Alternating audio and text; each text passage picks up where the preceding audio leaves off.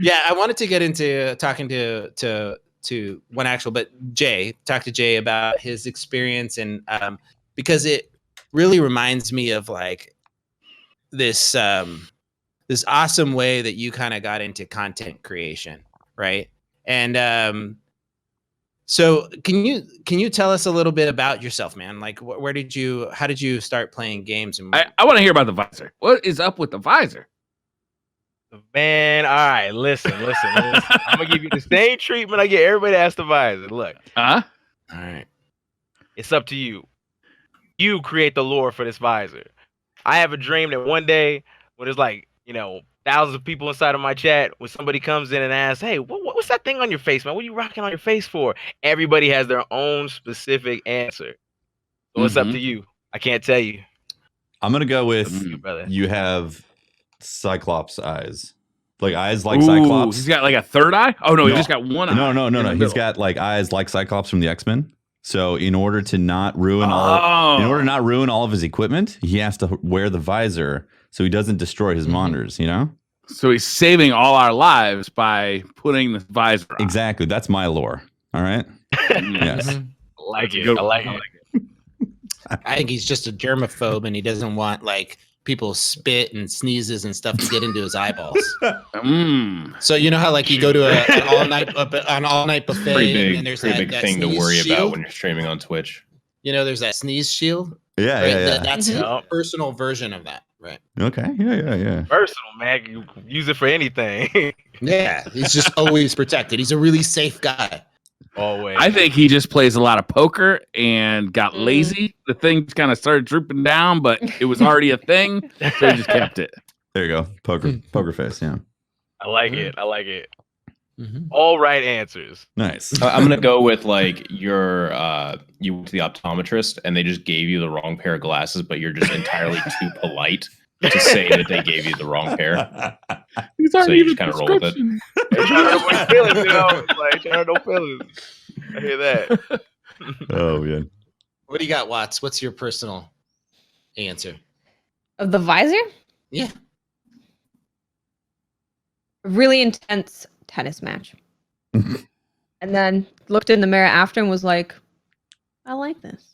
And then kept it. Tennis inspired. I just kept it. Does it fog up? Mm-hmm. Like if you start sweating, does it fog up? No. It's just got airflow. Even on sweaty trials matches, it doesn't fog up. Not even during sweaty trials. That's surprising. Wow. Nothing fogs. What about sweaty Gambit though? Yeah, what if they came out with a sweatier version of Gambit? You know what? If I see 4 chaos reaches, then maybe then. Maybe a little sweat, just a little driblet. Exactly. So Jay, when I was younger, for me, the game that got me into playing video games was Kid Icarus. I played and there's people have different views as to whether it was a good game or not, but I don't think so. I think everybody agrees that wasn't a very good game. No. Jesus, man. For me, Kid Icarus was amazing because of the memories I have of playing it with my brother and the connection that it had there. But, one thing that when we were talking earlier, one thing that connected with me is that you were talking about how video games were an escape for you. Yes. Can you share with us like how video games became that escape for yourself? Well, when I was young, I was about 3 years old. Donkey Kong Country came out in 1994. I was 3. My mom was like, "Hey, let's get him a little console so he can play little games." And my dad was like, "Don't get him a game. He can barely do this and that. How's he gonna play a game?" And they turned it on. They left me there. They didn't buy it. My dad caved, and they walked away. And they tell me when they came back, I was running around, jumping over cliffs, like they were in shock of how I just kind of naturally just kind of flowed into it. And Donkey Kong Country was just a game that I would just play my heart out. I'd beat it. I'd play it again. It was so long. It was so in depth, and it was just always nice. Whenever I got like nervous or I had a lot of things growing up from my brother to my parents. They argued a lot. They love each other. I have amazing parents, stuff like that. But it was kind of rough during that time frame. Whenever I thought I was like tearing up as I got older as well. I would always run to the video games, and it was always Donkey Kong Country. And then as it came on, came Metal Gear and just other games, just keep my mind off of things because it would hurt me because I love them to see them because they would go at it, not to put them on Yeah. blast, but they would really go at it. And I would tear up and stuff like that, in that regard. And also I had a brother, who was very, savage, for lack of other words, I guess, towards me, very cruel. He wanted Yeah. me to get into gangbanging and stuff like, that he was into and try to take me under his wing, but I always just never wanted to get into that. I was always just like, and now I just want to, play video games and stuff like that. So I locked myself in the room to avoid him, and so I could always count on games to just make me forget about any type of problems I had going up and growing up. And even to this very moment, 28, I'm still, whenever something's kind of going on, man, I don't run obviously now. I got a wife and everything, but like I would, if I'm kind of just like in some kind of mood, I know that I could turn on the game, grab, some friends, and we could just laugh and just, wipe it all clean. I hear that. I mean, for me, it's so important that's like when you jump into your streams, it's like that message that's being communicated. You're like, that's like your happy place. And for a lot of people, it's so, attracting, like that. It's your energy, it connects with you, and I was wanting to talk about like why you got into streaming, because you seem to, I mean, you're connected with a bunch of people in the community, like as a gamer, but content creation, when did that become like your goal or your focus? Add-on question: does your nose touch the visor inside? No, it does not, but it gets close, Right, try to be an adult. Try really hard to be an adult. Okay, go, Jay. I like it. Bring on all Brian's questions.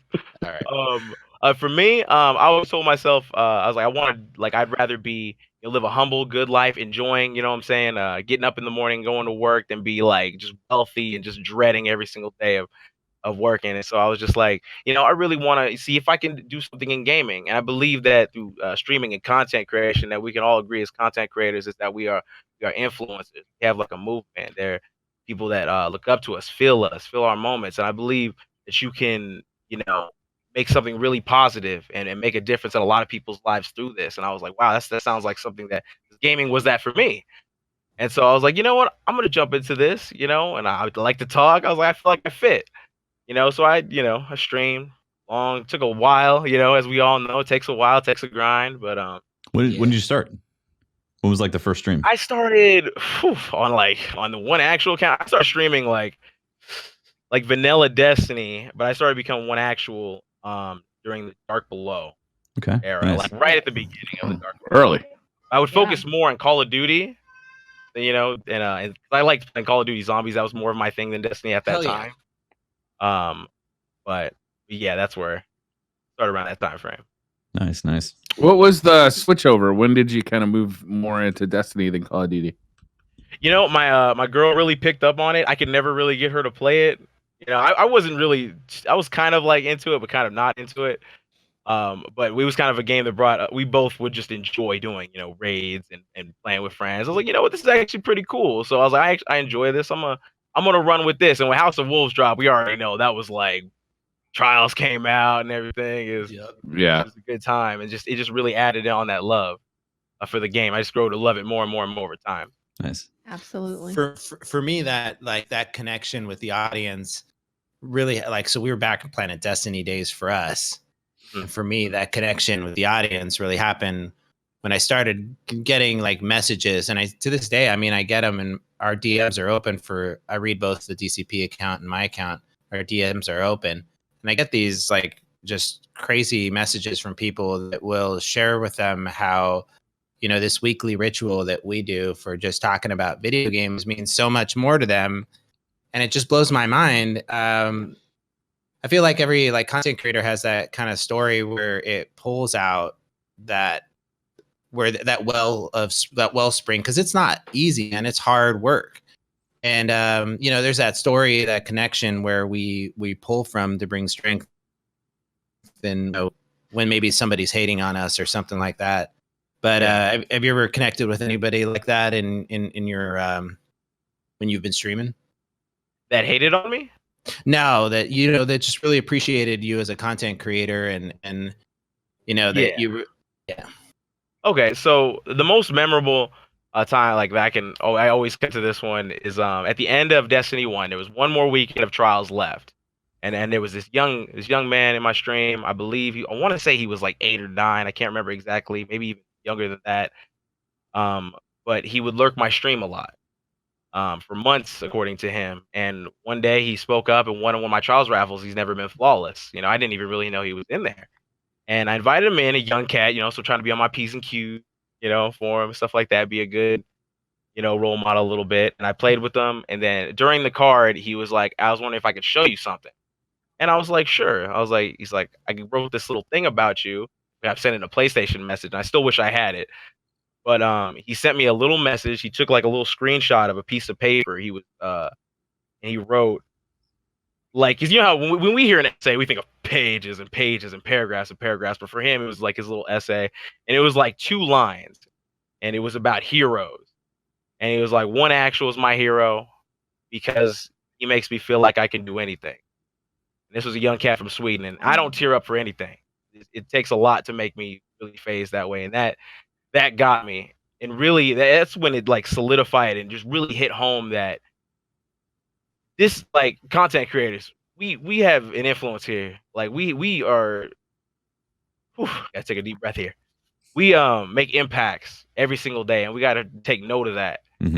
Yeah. The fact It's a this young man, responsibility. yeah, exactly. This young man, literally all the way from Sweden, wrote this about me. He could talk about superheroes, Batman, Superman, but he chose OneActual, and that was even before the visor. And I was like, man, like that's why I do this. I was like, from like right there. It's awesome. And man. is that why you jumped into like doing help streams? You talked to me about Skolas being your entry point into that. Right. What was it about Skolas that connected you? Is it to the Destiny community? Well, as I was, streaming, as we all know, it's hard to get growth and get that momentum going. It was just me, Lily, and like Nightbot, for months before I got any traction. And Nightbot's pretty cool. I mean, like Nightbot, you can set up program enough her to have commands, a you could- conversation. Yeah, true. And but before I started doing Skolas, I made a little Facebook clan, and we would do raids every Tuesday, Wednesday, and we'd have fun. So I was already kind of in the helping thing, just being there for people that never had groups or stuff like that to play with. But what got me my traction was because if you guys remember the House of Wolves era for all the D1 players, momentum was on Trials. Trials was hot, and everybody was playing Trials. Some people doing like raids and Crota and Vogue still. So everybody was focused on that, but I never saw anybody, with the exception of myself, do Skolas help. Kind of take you back a little bit. Skolas was a bitch. It Skolas was was hard. hard, man. Hard. When they took the burn off of him, remember people would cheat Hell to a yeah. Gallon or a Yeah. Solar Week and just kill him at the beginning. People had to Oh, go through the dude. whole thing, dismantle mines. When you had to learn the mechanics of Mhm. that, when you had to trade the poison Pass the taint. between players, pass Yeah. the That's taint. insane. Yep. I did that. I helped somebody out on stream who didn't have a mic, and it was hard. I remember you talking about that. You talked about that for a long time, bro. It was Yeah. hard. We had to tell him to dance when it was hurt, when he needed us When to he take the passed- taint yeah. from him, because it was the only way he could communicate was to do an emote. Oh, man. Yeah. You gotta dance so you can touch your taint, sir. Can I have your taint? So you did a crap load of those, right? Yeah, the very first time I did it, I went from just me, Lily, and Nightbot, and a couple viewers to 25 to 30. So I started just grinding that daily, and then ended up just doing that alone, bringing up my concurrent viewership to about 50 at that time, and just growing from there. That's and great. then PvP, all that's that's a crazy feeling, though, right? That's a crazy feeling to see people coming back when you put up that notice that you're going live. Yeah, Having it people is. show up, and those first dozen people when you're like getting your stuff set up and you're drinking your coffee or whatever, you're getting yourself squared away.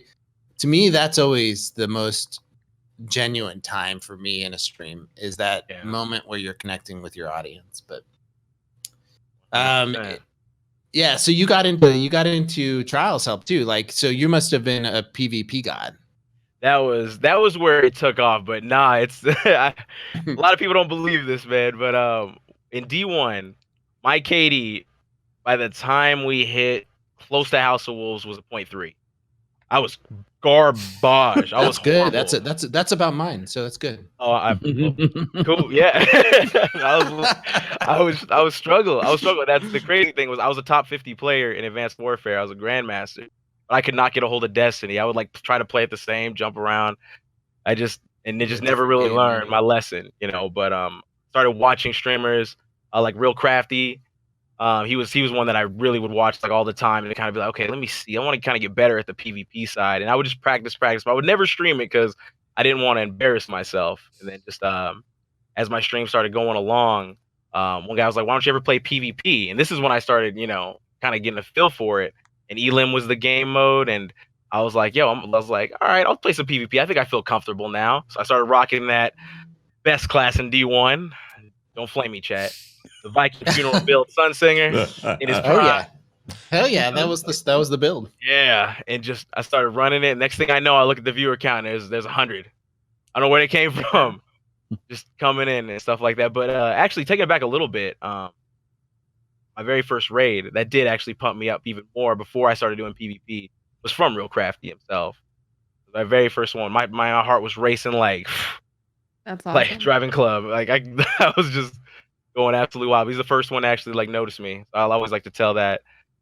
That's awesome. Tell that. Give him credit for that. But those raids, those community raids mean a lot to people. I get messages from the people that we raid after this show, and I can't, you know, they give that push for people to get that partnership. But that was a real goal for you, right? To get that partnership? Yeah, I want to be a partner, not just to, you know, in the flex or anything like that. Just like finally got it, but just because my chat was cheering for me, everybody wanted. I just wanted to like when you have that check mark, it's kind of like you get that like official, you know, like I'm official Twitch partner kind of feeling, and it's like I was grinding so much, so many people wanted me to get there. A lot of people from D1 remember the road I took, and the things that I faced growing to try to get partnerships. And when I finally got it, it was a pretty amazing day.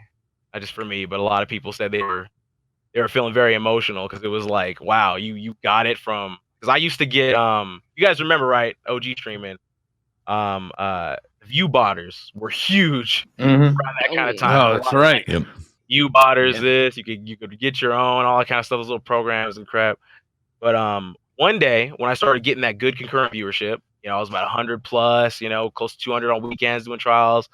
I decided I was gonna apply for partnership, and when I did that, I posted on Twitter. Somebody had it out for me because they sent every stream that as soon as I would crack it on, 2,000 bots would come to my stream within 10 minutes. God. 2,000 bots. So every time I would crack it on, 300, 400, 700, all the way up to 2K. And it was like, man, I would stream and people were coming to my stream, botter. And I was like, oh my God. I was like, this isn't me. So I started messaging Twitch and I was like, what do I do? And if anybody's been familiar or had an issue, Twitch sends the same generic email. Just ignore it. Don't bring attention to it and keep playing. But I'm like, why? People are looking at me. They go to the viewer count, see there's not 2,000 people in the stream. I was like, people are gonna start thinking stuff. People don't know me, so my name started taking a toll. Some of my lawyers were like, I don't know, and so I started getting very disheartened. I was like, man, like I was so close, it was so cool, but I was like, my name's getting tarnished. I was taking myself out of the directory. It was, you know, so nobody would kind of see, and I was trying to ignore it, but it was just ruining me. So I was like, what do I do? I quit for 2 weeks, a week to 2 weeks, and then came back. The bots were back. I was like, where are these coming from? I would keep messaging Twitch and they would never respond. Or they would respond with that generic email. But two people had my back during that time frame that got me to that partnership. And that was it's the Tefty Teft and that was Real Crafty. Those two gentlemen. Tefty, when during the beginning of our relationship, you know, being friends and stuff like that, I messaged him. Yeah, I remember. And I was like, hey man, I was like, I'm in a panic. I was like, what do I do? You know, I was like, should I just quit? Should I just give up? And Tefty took time out of his day before his stream, afternoon, talked to me for like an hour, just motivate me and encourage me, like to not give up. And it really helped me because I wanted to, because I was like, I look like an idiot. I was like, I look like that guy. I was like, but we had a nice, good little talk, and I was actually so surprised.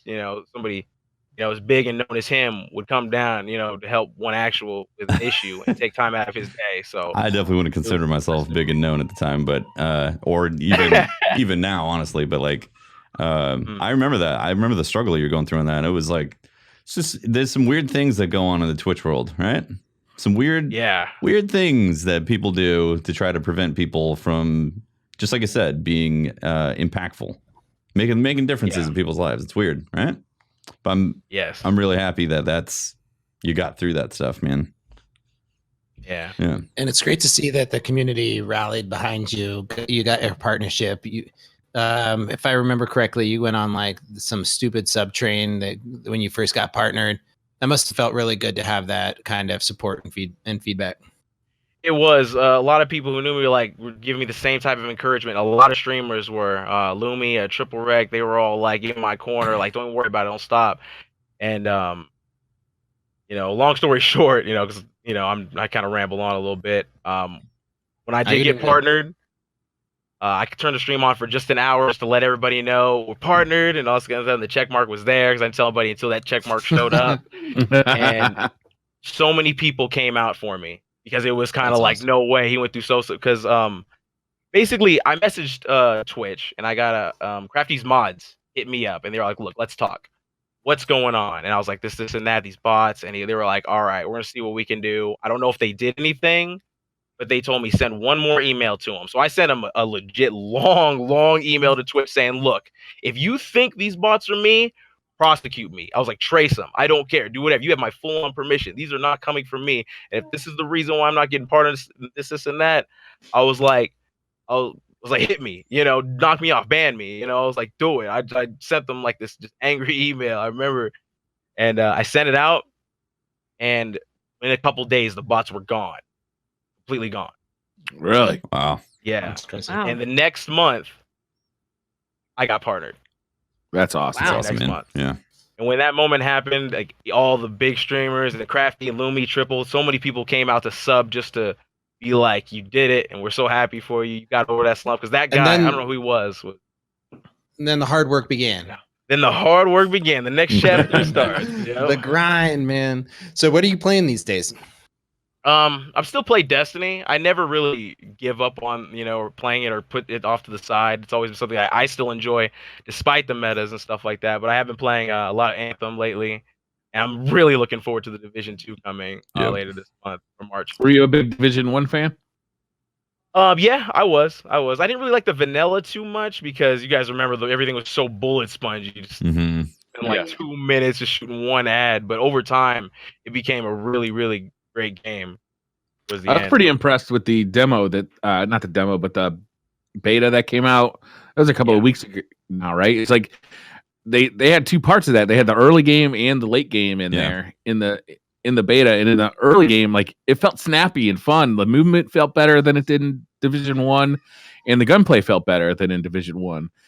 But when you get to the late game stuff, like it was like, oh shit, all the enemies are super spongy again. But they've been out there saying, actually, we're going to pull back on that based on feedback from the. They said that from the beta, from the demo or beta, yeah. So like I'm looking forward to it even more now. I can't wait for the voice lines in that game. The character dialogue. F you, mother effer. Jimmy's got a fire. Jimmy's on fire. The dialogue in that game Jimmy's on fire is worth it. Like I'm excited about the end game in that, but like the dialogue had me cracking up playing that. I cannot wait. They got Alex. That's what it was. Alex. They got Alex. That was great. I didn't hear you mention Apex at all, Jay. Though. So you skipping on that? No, I've been playing it, but it's like on PC, man. Whew. Everybody's trying to be a attorney or something, man, on PC. On console, I'm doing it all day with my boys, but go on PC, man. Yeah, it's sweaty on PC for sure. Seriously, go just get one other person and do like the single or duo queues where it just fills in people, because the matchmaking's different. Like if you go in with a squad of 3, you're only going up against people in the squad of 3. You know what? But I did if not you- know that. Yeah. So that's why like people are, oh yeah, I only want to go in with a squad of 3. That's why it's so rough. Yeah, I was like, I win with randoms. It's so easy and nice. Yeah. And I'm like, oh, okay, that makes sense. Interesting. Yeah, there's a definitely I'm playing matchmaking against difference. people just having like a good time, hopping in, trying to get some Mhm. games, not suiting up for a tournament, guys. It is I'll have to definitely a remember different that. pool of players. You are certain of that. I get like so many wins queuing in soul by myself. Yeah. But anytime I join up with people, man, it's like, woo, it's a whole nother story. Get super sweaty quick. Well, Jay, thank you very much for coming on, man. I really appreciate it. I did want to play one little game before we got started. Got some. Yeah. So Is it a Valentine's Day game? it is not a Before we get Valentine's in. Day game. It is Okay. a fill in. There's a missing word in this, and Jay's got to fill in the next line, the next Oh, word that man. fills in the line. All right. You ready? Explain the rules one more time. You just got to give me the next word that comes once I stop talking. Okay. All right. It's like, so from the halls of Montezuma. first to fight for. God and Country.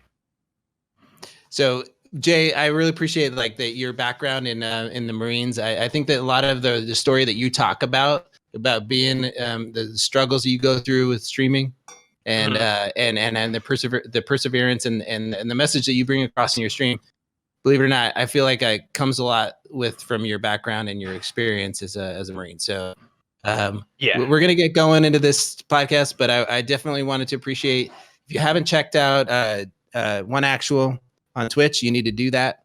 We're going to have it linked in below, and definitely go sub and sit down and enjoy. Absolutely. Absolutely.